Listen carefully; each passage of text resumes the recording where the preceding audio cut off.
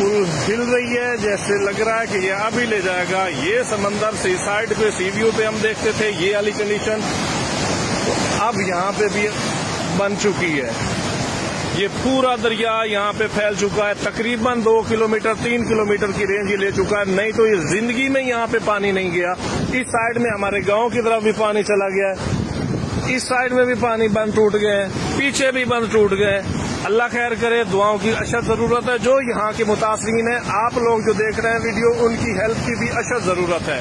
काफी लोग अपना सामान छोड़ के रात को भागे हैं।